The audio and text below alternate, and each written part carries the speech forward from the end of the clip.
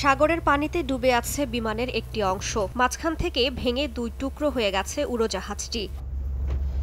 স্থানীয় সময় সোমবার ভোরে হংকং আন্তর্জাতিক বিমানবন্দরে পৌঁছায় দুবাই থেকে আসা এমিরেটস বোয়িং EK-9788 কার্গো বিমান। উত্তর দিকে রানওয়েতে অবতরণের সময় বিমানটি একটি টহল গাড়ির সঙ্গে ধাক্কা খেয়ে সাগরে ছিটকে পড়ে। দুর্ঘটনার সময় গাড়িতে থাকা দুই কর্মী সাগরে পড়ে যান। একজনকে ঘটনাস্থলেই মৃত ঘোষণা করা হয়, আর হাসপাতালে নেয়ার পর অপরজনের মৃত্যু হয়। আহত হয়ে হাসপাতালে ভর্তি কয়েকজন ক্রু সদস্য। ঘটনার পরপরই বিমানবন্দরে অবতরণের জন্য নির্ধারিত অন্তত 11টি কার্গো ফ্লাইট বাতিল করা হয়। কী কারণে এমন ঘটনা তা জানতে শুরু হয়েছে তদন্ত। এক বিবৃতিতে এমিরেটসের মুখপাত্র জানান, বিমানটি তুরস্কের অ্যাক্ট এয়ারলাইন্স থেকে ভাড়া নেওয়া হয়, তারাই এটি পরিচালনা করে। হংকং আন্তর্জাতিক বিমানবন্দরে এ ধরনের দুর্ঘটনা অত্যন্ত বিরল বলে মনে করা হচ্ছে। দীর্ঘদিন ধরেই নিরাপত্তা ইস্যুতে ভালো সুনাম রয়েছে বিমানবন্দরটির।